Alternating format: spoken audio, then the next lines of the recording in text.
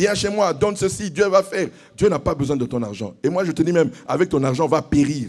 Comme l'apôtre Paul avait dit, comme l'apôtre Pierre avait dit à Simon. Et ça, le spirituel ne peut pas s'acheter avec l'argent. Le spirituel ne peut pas s'acheter avec l'argent.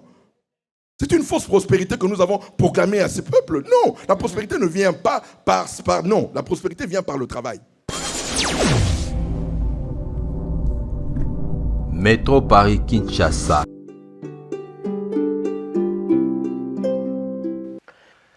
Bonjour, bonsoir, cela dépend l'heure à laquelle vous nous captez sur vous. Nous sommes la chaîne Métro Paris Kinshasa, Métro Paris Kinshasa et encore une fois aujourd'hui dans votre émission Kobo.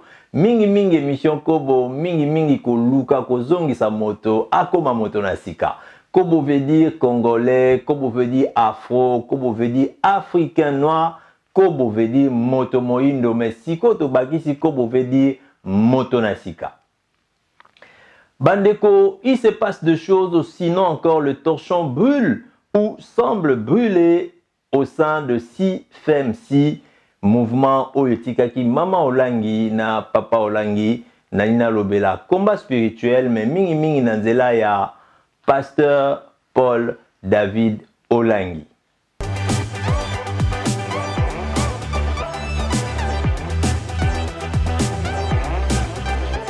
Merci. Paul David Olangi aza moko ya bana ya papa na mama Olangi ndenge toyebi aza monsieur oyo lelo tobenge pasteur Pambate vidéo nazotiela bino ndezoloba histoire epai wapi Paul David Olangi alongwaki Guy Olangi pe akoma Paul David Olangi moko ya bana ya couple Olangi Wosho. Suivez. Même si tu peux parler comment? Si Dieu m'a dit, moi je vais dire. Et s'il m'a dit de faire, je vais faire. Papa, donne-moi un peu de temps. Je t'en prie. Dieu m'a dit, tu vas prier pour les enfants de maman. Dieu m'a dit, et c'est ce que je vais faire maintenant.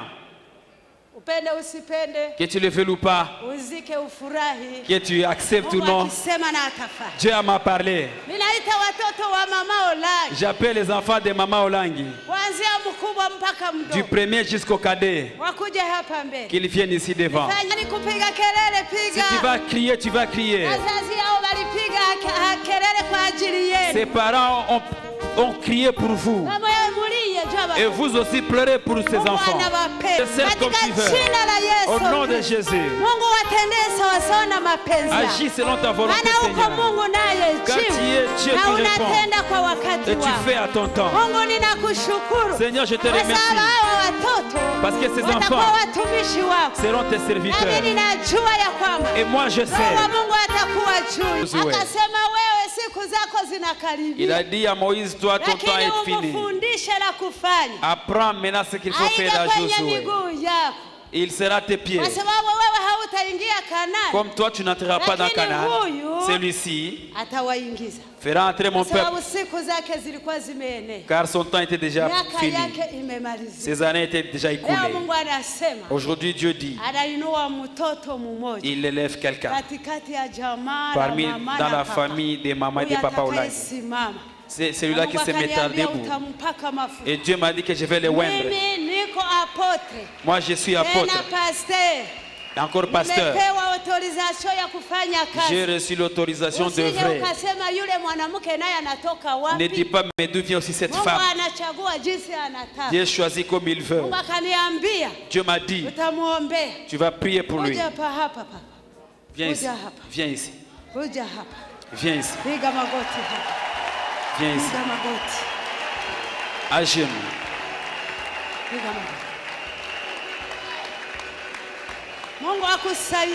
Que Dieu t'aide. Dieu m'a dit, je vais le oindre. Et à partir d'aujourd'hui, Dieu a changé son nom. Tu ne seras plus appelé Guy. Tu es devenu Paul. Les gens t'écouteront. Il n'est plus Guy. Leo ameitwa Paul. Il est appelé maintenant Paul. Kwa sababu alijaribiwa. Parce qu'il a été tenté. Na alishinda. Et il a vaincu. Alifanya yote. Il a fait tout. Yale Sauli alifanya. Tu peux compter tout ce qu'il a fait. Yale Saulo alifanya. Ce que Saul a fait. Saulo alipofika mwisho.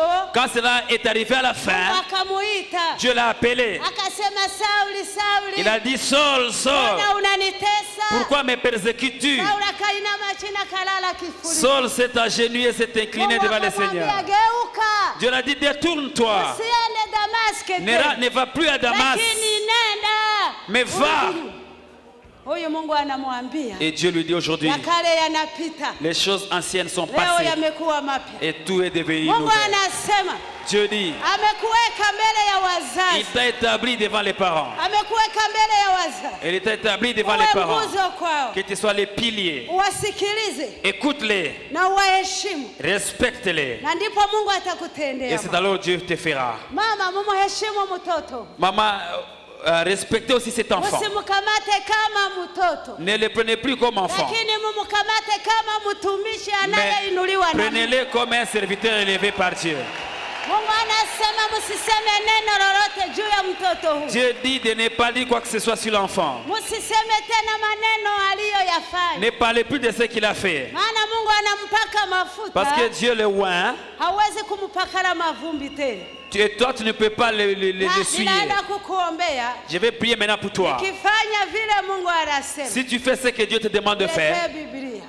Bandeko batali na bandi bozwi na bokuse ndenge nini mama mosali na Nzambe oyo ayaki ko bimisa maloba sino ayaki ko prophétiser nde tolobaka likolo ya la personne ya Guy Olangi oyo na kati ya video bolandi akomaki depuis jour wana pasteur Paul David Olangi.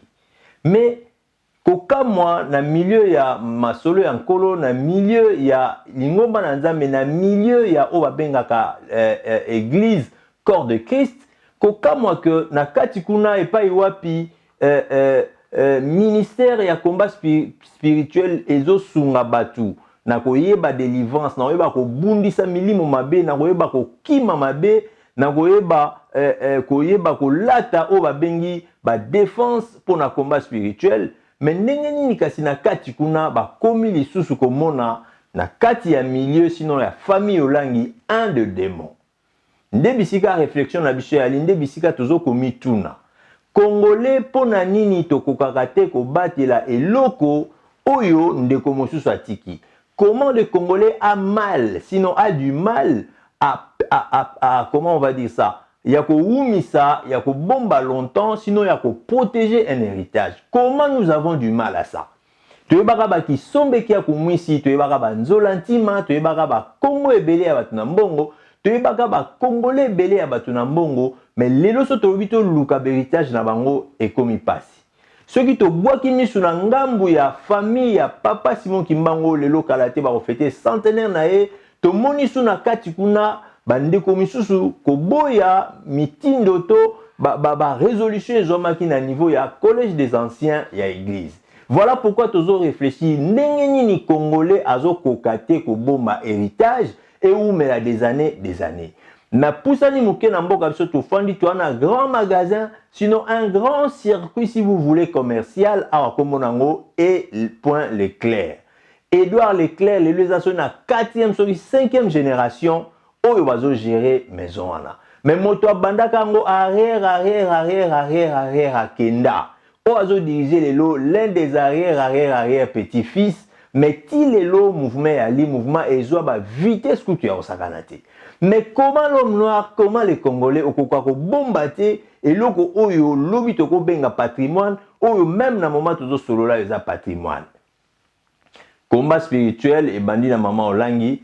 Maman Olangi, une femme mariée, a souhaité à ce que l'homme soit devant. Nde combat papa Olangi et au kota na kati ya likambo mboye toko moloba maman Olangi. Pourtant maman Olangi pe azapé issu d'une autre famille. Donc na cadre ministère, sinon à la personne de maman Olangi, tout le monde a déjà respect. Il y a femme congolaise, n'engenité à tomoli mobali, n'engenité à bateli autre ben abiso d'origine nabiso toko ben on peut entre guillemets, ba coutume nabiso, c'est-à-dire mobali liboso, kombo la tagi à mobali yango mteyokana yango to ben ki maman Olangi.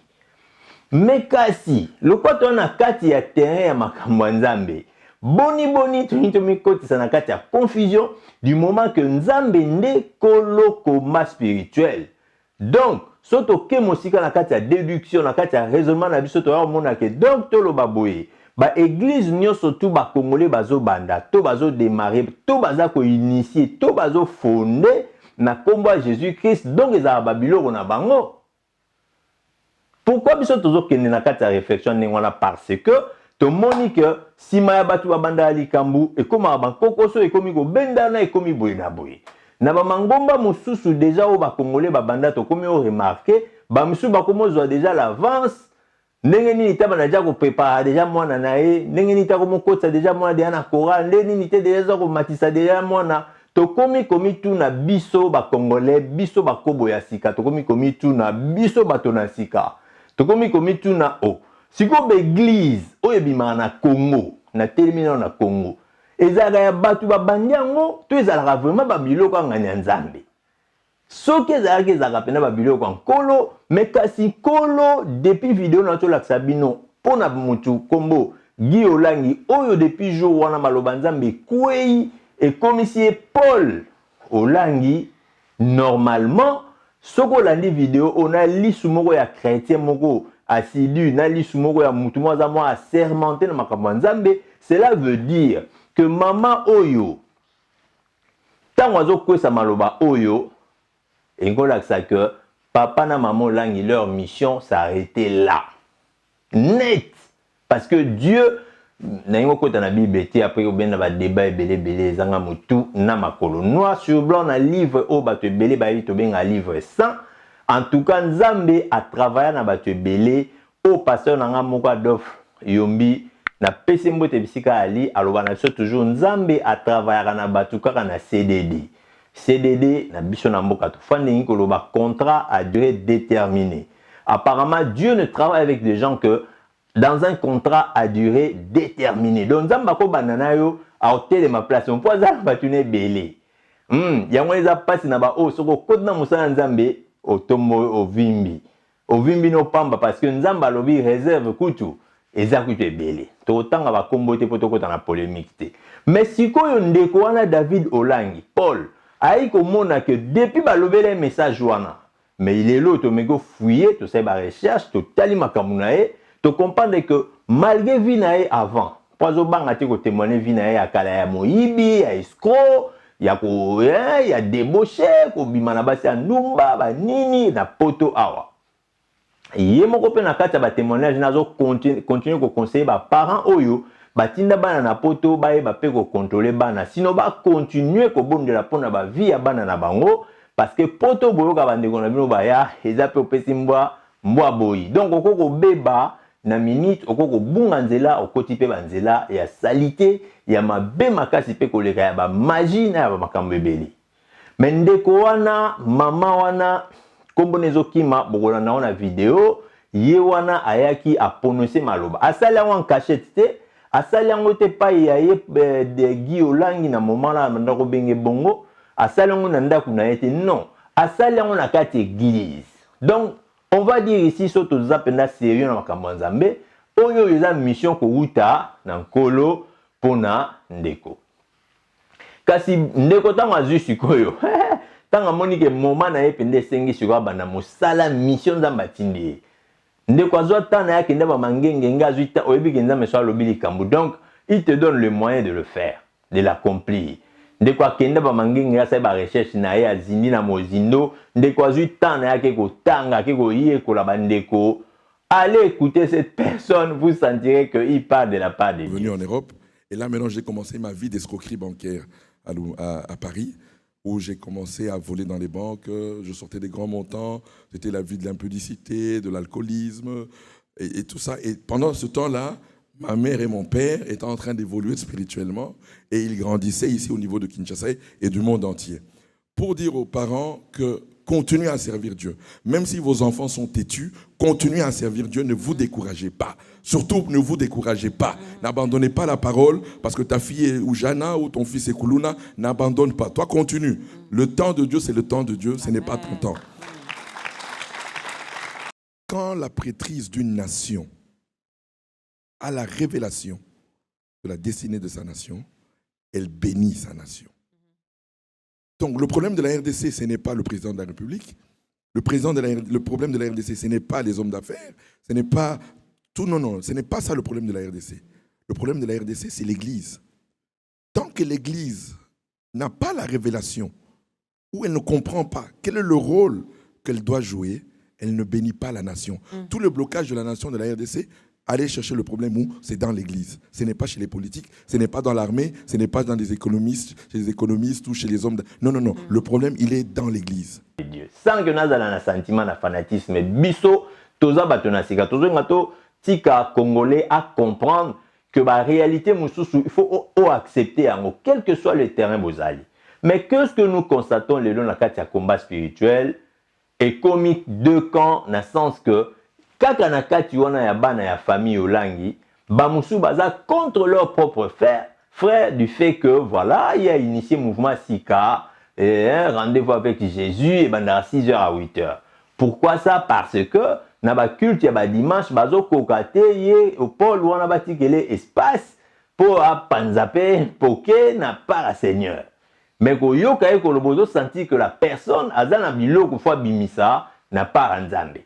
Kanisa ke na kati ya mboka lokwa Kongo le seul tokolobango na kati ya serviteur de Dieu en dehors ya ba oba na kati ya mouvement kimbangiste à reconnaître que prophète Simon Kimbangu aza le patriarche ya masolo ya nzambe na terre na biso ya Congo. Yesi kwa za siko mutu ya Kimbangu ya kimbangiste te parce que ba kimbangiste le moko ba kanisa que masolo tali papa Kimbangu était za ya bango. Vous voyez un peu, voilà. Donc netika mutu bako kama mutu mususu ya libanda lobelango nazo contrôler makam nazoloba.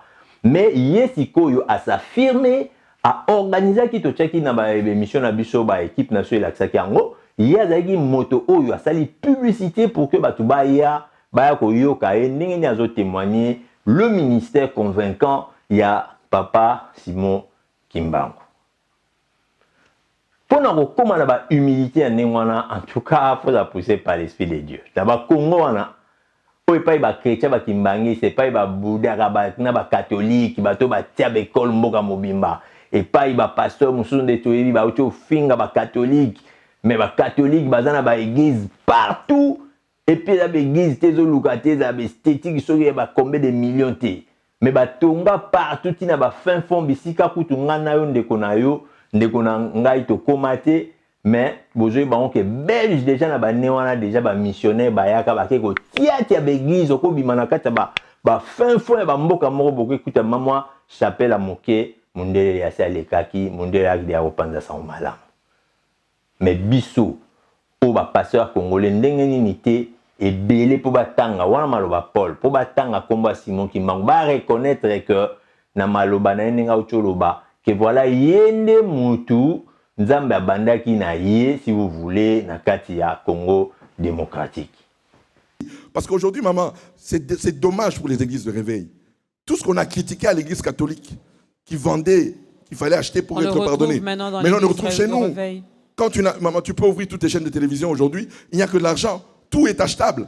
Même le pardon de péché, c'est nous maintenant. Alors qu'on a critiqué ça. Il y a quelques années, c'est nous qui critiquons ce que l'Église catholique faisait par les indulgences, mais aujourd'hui qui le font.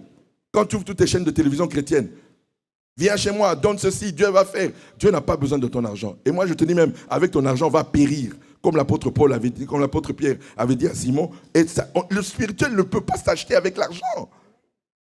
Le spirituel ne peut pas s'acheter avec l'argent.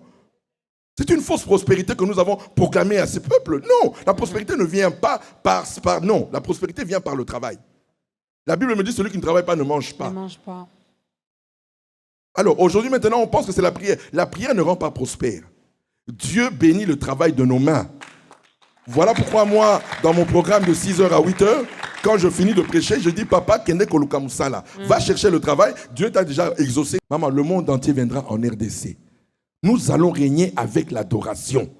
Parce que dans l'adoration, le Saint-Esprit va descendre dans cette nation comme il n'est jamais descendu. Nulle part, même aux États-Unis, ce qui s'est passé en 1906 sera rien par rapport à la Pentecôte qui vient maintenant. Soyez, écoutez-moi très bien, soyez sensibles à ce que je suis en train de dire. Cette Pentecôte, ce n'est plus pour longtemps. L'année prochaine, nous allons entamer le centenaire du ministère prophétique de Papa Simon Kimbangu. Donc soyez connectés. Il doit se passer quelque chose de nouveau dans ce pays ici, là. Et ça coïncide aussi avec le 30e anniversaire du ministère chrétien du combat spirituel. Alléluia. Donc je vous dis tout simplement que soyez connectés. Moto mon côté à reconnaître na milieu ya bato to benga ba charismatique, na milieu ya bato benga ba évangélique, ba reconnaître musala ya Simon Kimbangu d'une façon publique. Mais il est le seul à saler. On est père obi nzamba pesa ke mission na.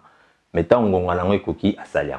Mais na kati siko ya combat spirituel, kulu tuna bango komone Alain bomonu na kati ya vidéo, mais nzamba poni ete na maloba mosali na nzambe mama na ye koloba nzamba poni bango te, nzamba poni ndeko na bango. Et puis maloba kuna eza clair, balobi bino ba parents na ye bomona mwana o lisu comme un enfant te.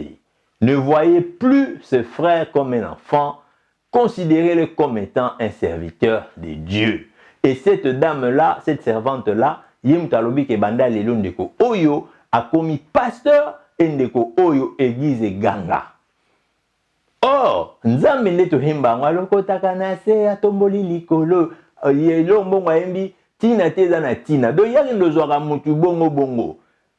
Tango ndeko Alain, le grand frère l'aîné, azoyeba ke azali correct. Liboso na nkolo, enfin, liboso na famille, liboso na société, azali mutu correct, banini. Entre-temps, leur frère Lazaro yakindaka ba poto, asala ba vanti, muibi, banini, escroc. Donc, ils se sont étonnés de voir que Nengeni Nishiko Yomaloba Ebimake, Yende Mutunzambe a poni, a kokumba eloko oyo, Yé Mutawazala pasteur à Onakate église.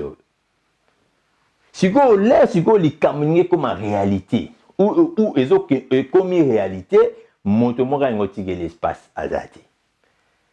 Bamate et comme ba sœur, Misushwana, l'autre, les autres sœurs. Contradiction contre le frère, mais péché n'a ni péché n'a parce que le frère a eu le niveau dans les quatre églises que tout melaki a lokola un ministère. Mais maman n'a bisoti azalaki abandait toujours koloba kinzambe nae Jésus-Christ. Ngai siko nae ensemble to tombola kombo na Jésus-Christ et puis to pesa Jésus-Christ véritablement place nae. Totika ba makambu oyo ya ba dadi, ya ba nani, ya kokumisa ba nzambe, pourquoi na combattre, il parle pour tout le corps du Christ ya Congo. Totika makambu robenda batu ba mbongo ye aye na mouvement mosusu, mouvement ya sika ya polele ya propre. Il faut que pour nous comprendre. Pour nga imosi na ngai na la tetu na makambu wana. Ngana mkenda ba mena pamba sentimati.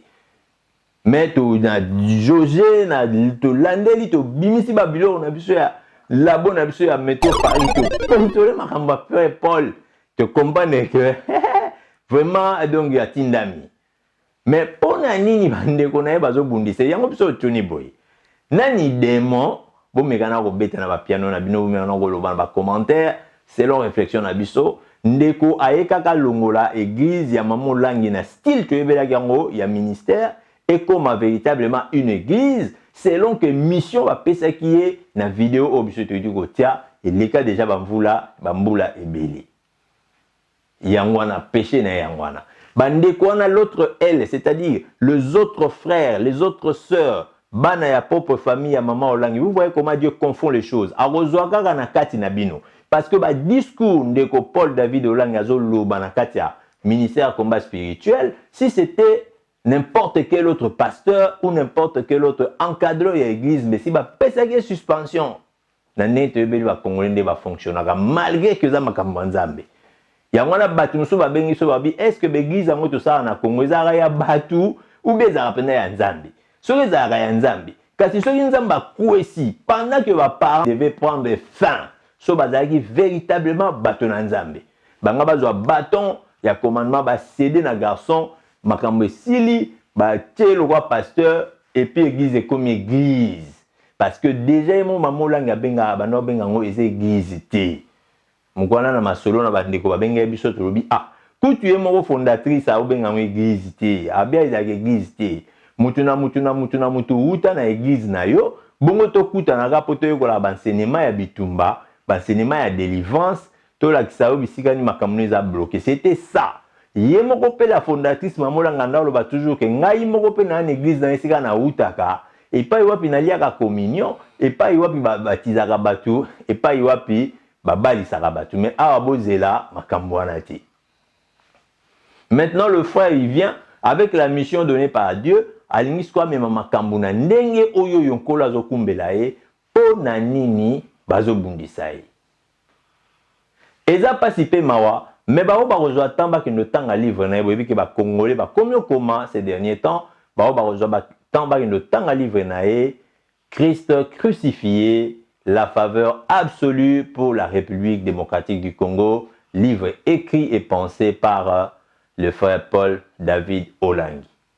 To sepelagi na bino to zana bino motan oyo pour réfléchir ensemble sur makambezo et kana combat spirituel mais questionnement na biso ya munene ali pona nini congolais ozo kokate ko batela héritage to patrimoine moko songolo batikeli bino. Il faut ka bo welela, il faut ka bo bundela. Notre deuxième questionnement ali pona nini kasi l'église to sala catholique ezala ya nzambe mais soki nzambe moko akwesi mitindo ke zwa baton commandement pesa na frère songolo pesa na diacre boye bato ba banda l'église to ba fondateur nango bango bazo penser bongo te bango bazo penser ba famille na bango bango bazo penser bana na bango koka moi mais to bo ke na be milai to pesa mbote na ndeko na biso na kati ya Congo démocratique PDG Fira lo sako na musalo zo sala nzamba pambola yo Peter Nabino. Ciao. Abonnez-vous massivement, vous abonnez vraiment à la chaîne Abisso YouTube, il y a Picard, Paris Kinshasa, Paris, pour aider ma solo à Kitoko, beaucoup de Madame Juna Jana légitime, à solo la Kitoko, boyo kaba témoignage à Kitoko, la chaîne YouTube, vraiment vous abonnez, vous CP là, vous décidé vraiment, bonne année, merci. Métro Paris Kinshasa.